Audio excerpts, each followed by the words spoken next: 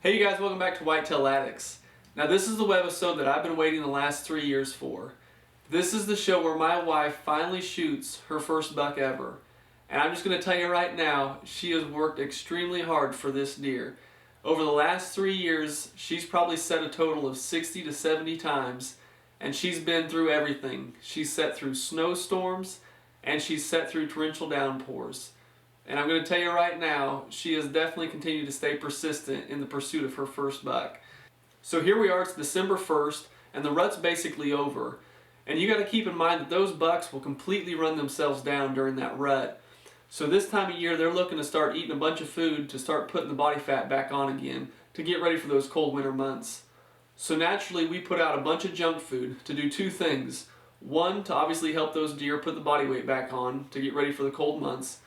But also we're looking to draw those deer in to obviously try to shoot one. And that's exactly what happened on the morning of December 1st. We're sitting there in the ground blind, and you got to keep in mind of where our ground blind is. We've got a cedar tree right off to the left of us, so it's hard to see anything that comes into the left of us. We've done that for two reasons. One, for concealment purposes, and then also to help keep our scent hidden with that evergreen smell. So we're sitting there that morning, and we hadn't been in the blind for very long, and I look over, and my wife's over there on Twitter, and just as soon as I look up out that window, that buck was on us almost immediately. So we didn't get a lot of pre-footage of him coming in, but we got him coming in, and sure enough, she ended up getting the job done.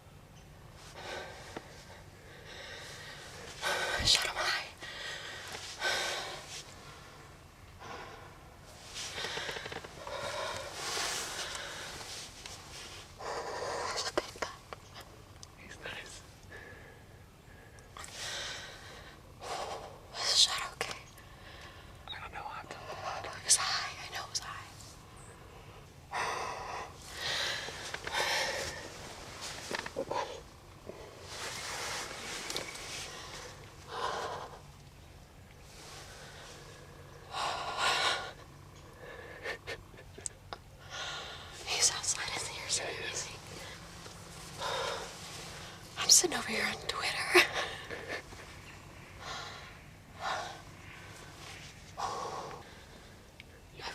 You crying? Yeah. I was fine until I let it go, and then I was just like...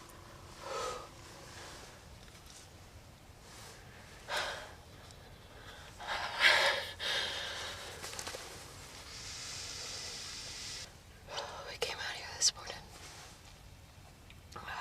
Almost didn't come. Made myself come. And we haven't been in here long at all. And this buck comes walking in this way, and Brett says, shoot her buck, and I'm like, okay, you know. He gets in front of me, and I was like, oh yeah, that's a shooter. Couldn't get my bow drawn back. I was shaking, and my sight turned. We got it all taken care of. I think I shot him a little high. I don't know. It's my third season hunting. I haven't even shot anything. Oh, a big old buck comes in here.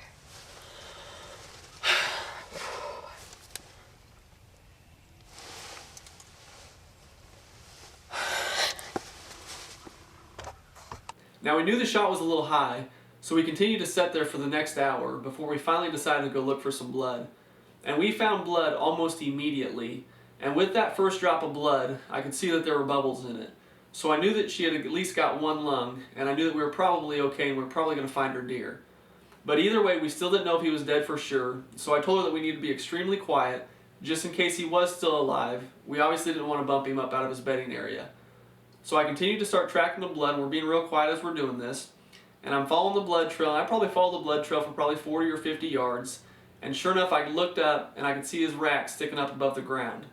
Now you got to keep in mind, she's never tracked a deer before in her life, but she was doing a good job of finding the blood, and she hadn't seen the deer yet. So I went ahead and got the video camera from her, and I told her, I said, honey, you're doing a good job tracking the blood yourself. I'm just going to let you continue to start tracking the blood, and I'm just going to start filming in case we find him. So obviously I already knew where he was at, and she had no clue, and she just started picking up on the blood trail. Well, then you'll see what happens.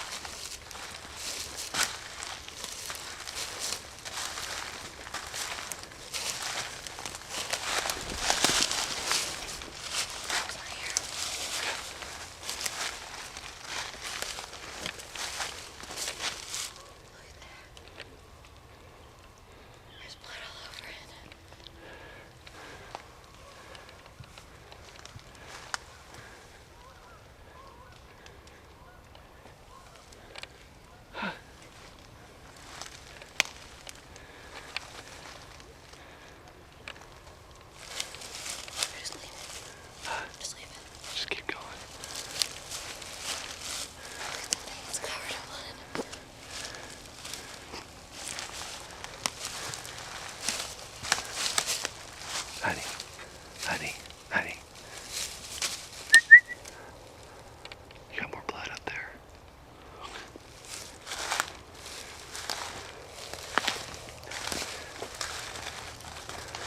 Hey, honey. Just look around you. Oh my God, what? Look to your right.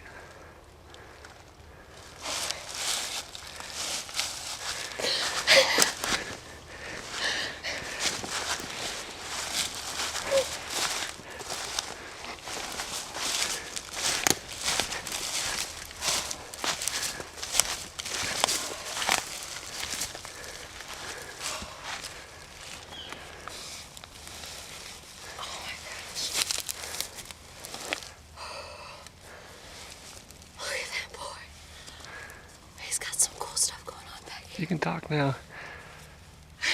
I don't think I can. Oh my gosh. Look at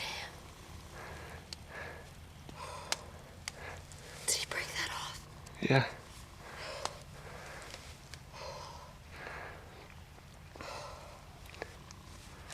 You can talk. It's okay. My first thought is there's blood all over my bow. Oh my gosh. So how long you been plugging away at this?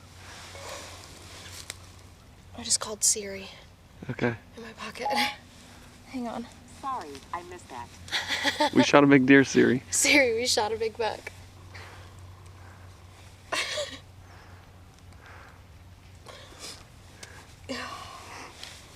This will be my third year hunting. First year I had a big buck in front of me. He ducked my arrow and I was just sick about it, and I've been plugging away, trying to pull more back and working hard at the target, and I haven't had a shot at anything. We've been out quite a bit, and I kind of convinced myself that I was gonna have to shoot something a little bit smaller and just get my first buck down. And we came out this morning not expecting to see much. It was real foggy, and we just looked up and he's not 5 yards away off to our left. Lots of stuff happened, and somehow we got an arrow in him, and we watched the film. We thought it was a little high. It was an alright shot. Tracked that blood. It got more and more. I started feeling like he might actually be down. And here he is. He's a cool buck. He's a cool boy. Look at that. He's got some cool G's here. Those are neat.